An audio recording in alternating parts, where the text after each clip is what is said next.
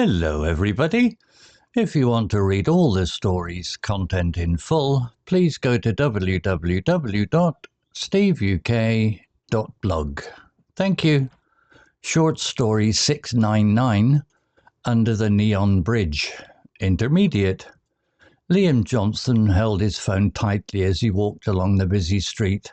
The city lights reflected on the wet pavement, and horns from evening traffic echoed around him.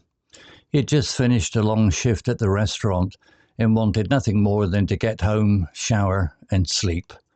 But instead, he was meeting a stranger. Earlier that day, he had received a message from an unknown number. It said, "If you want to know what happened to your brother, come to the Neon Bridge tonight, midnight. Come alone." Liam's brother, Dylan, had disappeared 6 months ago without a trace. The police found nothing. His family fell apart, and Liam lived every day with fear and guilt. Now, under the bridge, the neon lights from a nearby billboard glowed purple and blue over the river below. Liam's breath turned white in the cold night air as he looked around. There were people nearby, but they all hurried past without a glance. A woman in a dark coat stepped out from behind a pillar. She appeared calm, but her eyes were sharp. "Liam Johnson?" she asked quietly. "Yes," he replied, voice shaking. "Do you know where my brother is?" "I can tell you the truth," she said, "but you must come with me, not here." Liam hesitated. He remembered the message saying, "Come alone." This felt wrong. "Who are you?" he asked. "My name is Sarah," she answered. "Your brother worked for dangerous people. If you want to survive this, trust me." Before Liam could decide, a black car stopped suddenly nearby. 2 men in suits stepped out, moving quickly towards them. "Run!" Sarah ordered. Liam followed her as she sprinted away from the bridge and into a narrow alley. Their footsteps echoed against the walls. Liam's heart pounded so loudly he could barely hear anything else. Behind them, the men shouted. Sarah led him behind a tall building and pushed open a metal door. Inside was a small security office. CCTV screens showed streets and car parks nearby. She locked the door and pulled the blinds. "Who were those men?" Liam asked, trying to catch his breath. "The same men your brother worked for," she said, "an organization that steals information and sells it. Dylan tried to leave. They don't let anyone leave." Liam felt cold fear spreading through him. "Is he alive?" Sarah looked at him sadly. "He was. He helped me escape months ago. They found out. They punished him for it. I'm sorry." Liam's knees weakened. He leaned on the table, eyes filled with tears. He had hoped for answers, but not this. Suddenly, loud banging hit the door. The men had found them. "We need to move," Sarah said, pulling a small USB drive from her pocket. "This is proof of everything they've done. We must give it to the police."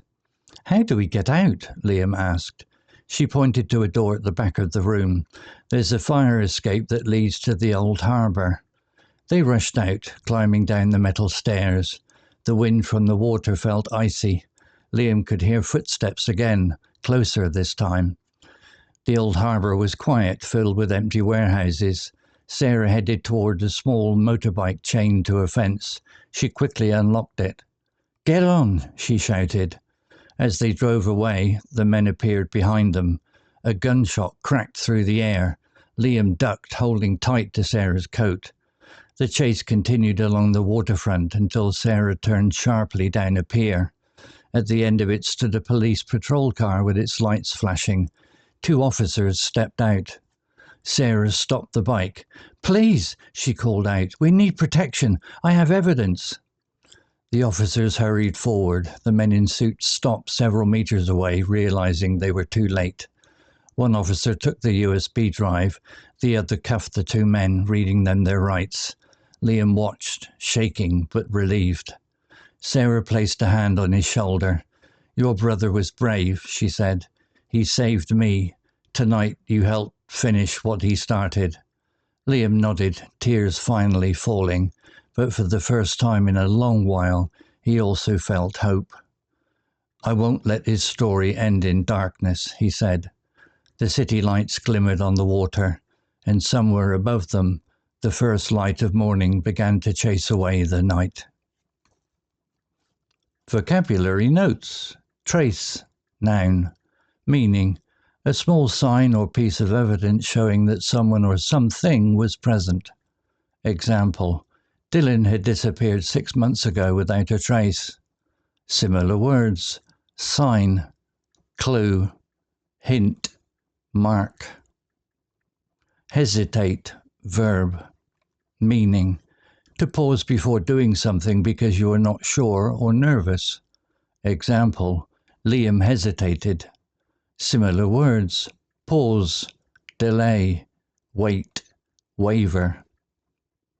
Survive, verb. Meaning, to stay alive, especially in a dangerous situation. Example, if you want to survive this, then trust me. Similar words, stay alive, endure, remain safe. Evidence, noun. Meaning, information or objects used to prove something is true. Example, this has evidence of everything they've done. Similar words, proof, facts, information, support. Punish, verb, meaning, to make someone suffer because they have done something wrong. Example, they punished him for it. Similar words, discipline, penalize, hurt, make someone pay.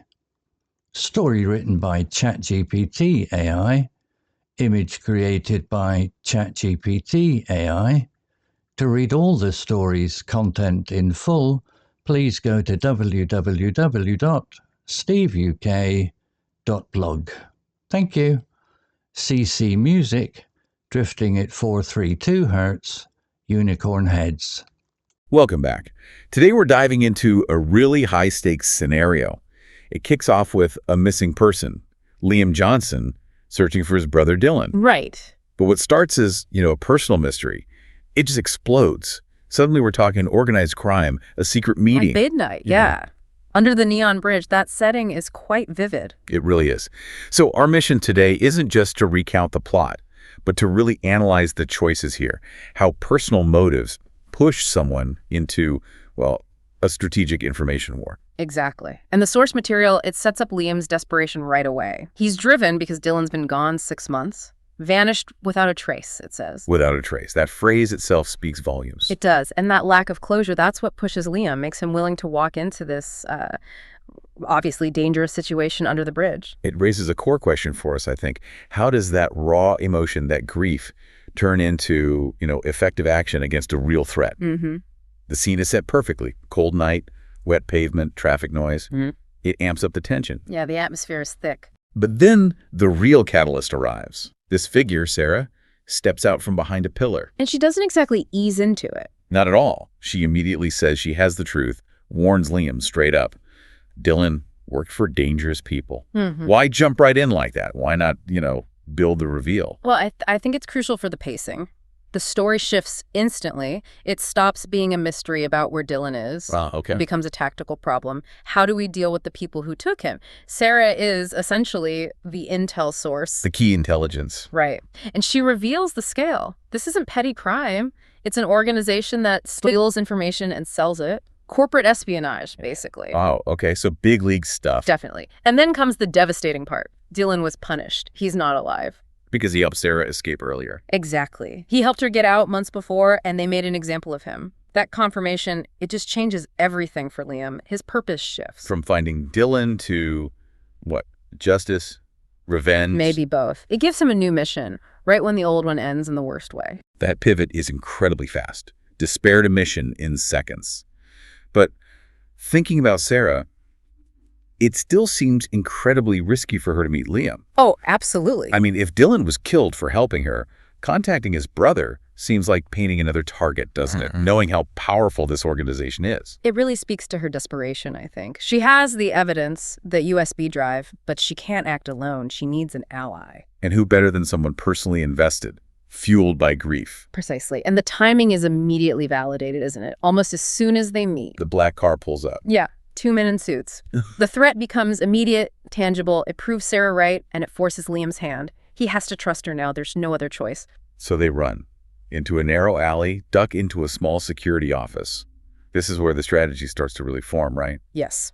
They confirm the men are from the organization. The ones who, as the source says, don't let anyone leave. Scary stuff. Very. And their objective becomes clear. Protect and deliver that small USB drive Sarah has. That drive. Mm-hmm. It's more than just data, isn't it? It's the key. It's the MacGuffin, essentially, Yeah. but a functional one. It holds the proof of everything they've done, tangible evidence linking their operations to actual crimes. And their escape plan is basically a delivery run. A high-stakes delivery run. Not just fleeing, but retreating towards a specific goal. And the execution is, well, pretty spectacular. Down the fire escape, To the old harbor. grabbing a chained motorbike. Which is quite resourceful, you have to admit. Definitely. Then the chase along the waterfront. There's even a gunshot mentioned, cracked through the air. Maximum tension. But the smartest move is how it ends. Ah, right, the police car. Exactly. Sarah doesn't just try to lose them. She drives straight towards a police patrol car, lights flashing, waiting on a pier. That's brilliant, using the police as the endpoint. It's pure strategy. The men in suits, they just stop, they realize it's over. The evidence that USB drive is secure in police hands. Game over for them, at least for now. Right. The officers cuff the 2 men, mission accomplished, evidence delivered. And for Liam, the emotional payoff is huge. Sarah tells him Dylan was brave, saved her life. And that Liam helped finish what he started. That must have been incredibly powerful for him.